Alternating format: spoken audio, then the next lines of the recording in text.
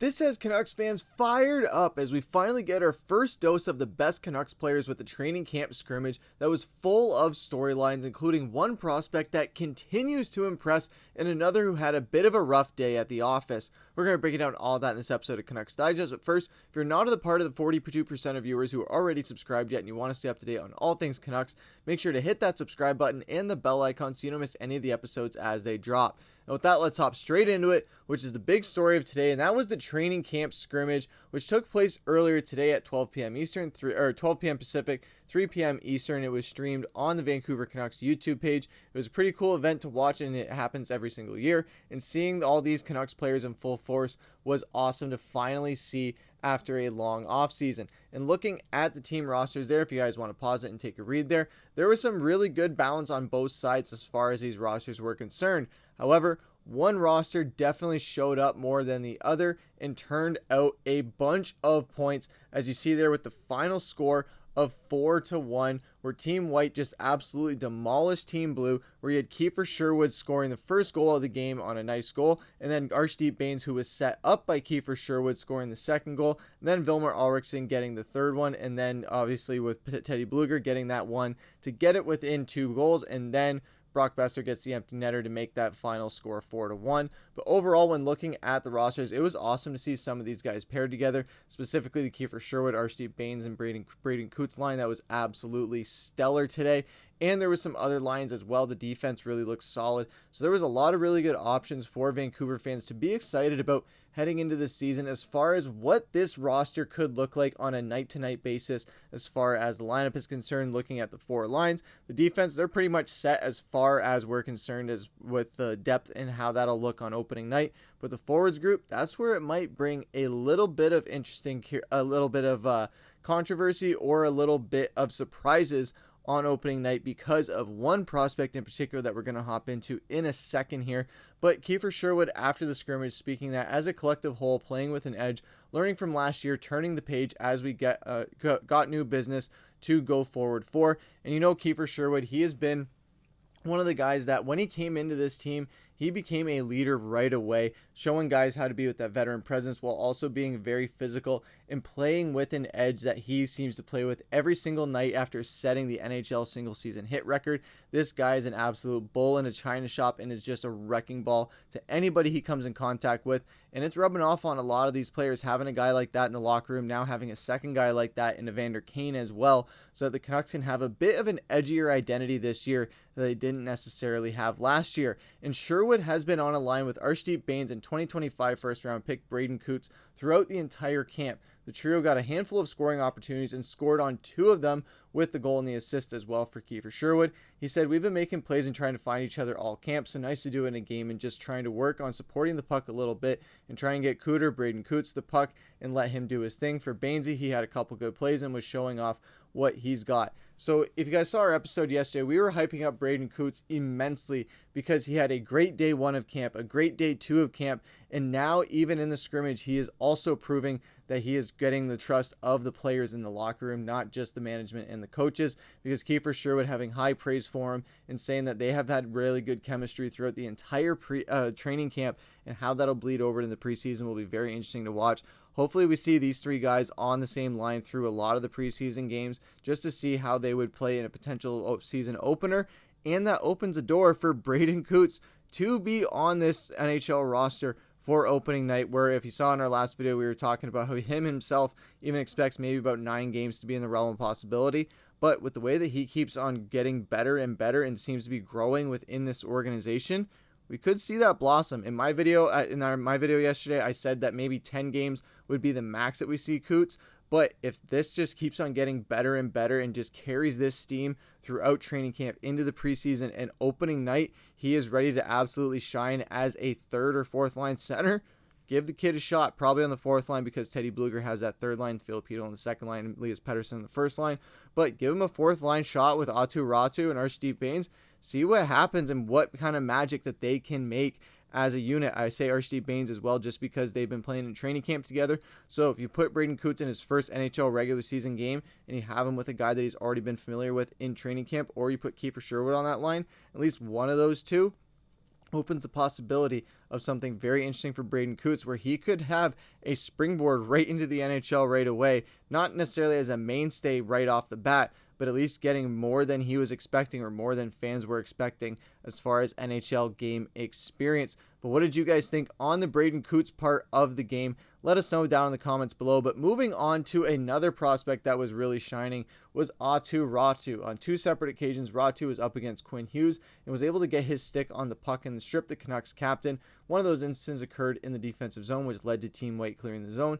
Later in the scrimmage, Räty carried the puck through the neutral zone, left the puck for Linus Karlsson standing along the boards at the blue line, entered with speed and had his eyes set on Hronek skating towards him, locking up for more free space. But we know his face-off ability, and we know the Canucks' lack of depth down the middle had him penciled in the opening roster, but Räty looked like one of the organization's top 4 centermen and ready to make the full-time jump. So this is two huge storylines coming out of training camp and this scrimmage, where the Canucks, the whole question all offseason was center depth, center depth, center depth. Go get a center. We just talked ad nauseum about centers. We were so tired of hearing about centers. You could tell even Jim Rutherford talking about it in his season opening media address. He was tired of talking about centers. We might have our solutions, to be honest, guys. I know it might not be the strongest of solutions when you look at veteran and tenured guys around the league that are on other teams compared to ours, but you still have Elias Pettersson there, who seems to be on the verge of a bounce-back season. You have Filip Hronek, who's hoping to play in another bounce-back season, but in a different sense from a really nasty concussion, and trying to prove that he can be a reliable number 2 center. Then you have Aatu Räty and Teddy Blueger as well. They're going to be competing for that third, and maybe even Räty competing for that second center job as well, if he just continues to blossom and grow in the same way that Braden Coots is, but on a much bigger level. And then you have Braden Coots, who is the wild card in all of that. So the Canucks don't necessarily have the 5 best centers in the league, but they still have 5 centers who could be capable, at least 3 or 4, who could be very capable of making something happen, at least in the early start of the season, to try and give the Canucks something to kind of say, okay, here's what we have. This is what we can work with. This is what we can improve with. This is what we can kind of maneuver a little bit around throughout the beginning parts of the season before you get to the later parts of the season and you're kind of scrambling before the trade deadline. But there was another prospect as well that a lot of people are expecting to be on the opening night roster, but that might not necessarily be the case. And that is Tom Willander, as there were multiple instances during some one-on-one drills where he was just outbodied by other players, which is interesting for a physical guy, and that was evident in the game as well. Willander got beat in the corners a few times, which led to extended offensive zone time for Team Blue. He made some solid plays with the puck, and coupled with displaying some tremendous skating, but his size might cause him too many problems to make an impact in Vancouver this season. Assistant coach Kevin Dean shared his thoughts. He said he's an excellent skater. He has a good stick. I think he's been coached well in college. I think his fundamentals are going to be good. But for him, pro hockey is going to be a little bit different with the strength of the person he's playing against and the structure of the game. But he's got some really good tools. So this was something where going throughout the entire offseason, we thought Tom Willander was almost a shoo-in as our 6th or 7th defenseman for opening night, or at least 7th defenseman on call for the entire first part of the season. But it might not be the case, as this kid, he might not be everything that he's cracked up to be just yet. Might take a little bit more to get to that point and not want to feed him to the Wolves right away. I know everyone is super excited to see Tom Willander in a Vancouver Canucks jersey, but might have to wait just a little bit longer to see that, just so that he can refine his tools a little bit, and so that the Canucks aren't risking something like with Jonathan Lekkerimäki, where Lekkerimäki's come in on a few games. He's played well in some instances, but also in some other ones where he hasn't really performed up to snuff, especially for the hype that he was garnering for being that first-round pick and just being an elite prospect that the people are quoting as the Vancouver Canucks golden goose in a sense. Now you have that with Tom Willander, where he's facing that same amount of hype coming out of BU. Now you want to make sure that he can live up to that hype. So don't rush him in before he's ready. Wait until he is ready. Wait till he feels ready. Wait till the coaches feel he's ready to finally let him showcase to the world what he can do at the NHL level, rather than rushing him into it and risking a bad narrative right off the bat or a bad first impression. Because we know first impressions are everything. Vancouver Canucks fans know that especially, and I know that first impressions are going to be huge for us on opening night with seeing whether it's going to be Elias Pettersson, Thatcher Demko, Conor Garland, Quinn Hughes. There's going to be a lot of eyeballs on the Vancouver Canucks opening night, and it gets closer and closer with the start of preseason right around the corner. But on a positive note, it wasn't all doom and gloom, as it was Brock Boeser saying that he was excited to get back with Elias Pettersson. I actually thought we started getting that chemistry back with him before he got injured.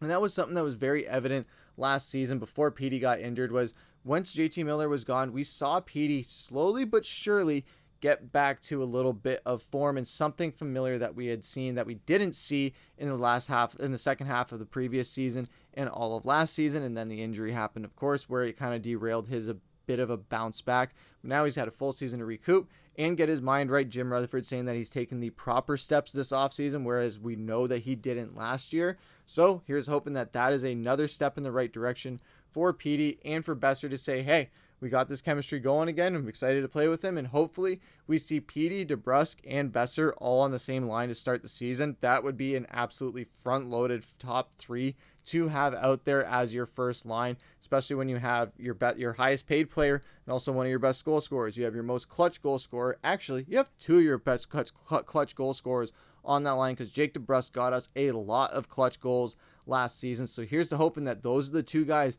that can really jumpstart Petey to start this season and have him start on the right note to get his confidence going, rather than just starting out on a dud and having to kind of fight back from that. Because with a lot of the criticism and the mental stuff with him and how tough he might be mentally, I think it would be serving him a lot better to start off on a high note rather than on a low note. But let us know what you guys think down in the comments below about all this and the scrimmage. Were you guys watching the game? What were your takeaways from the scrimmage overall? Let us know in the comments down below. But that's going to do it for this episode of Canucks Digest. I've been your host, Griffen. Take care.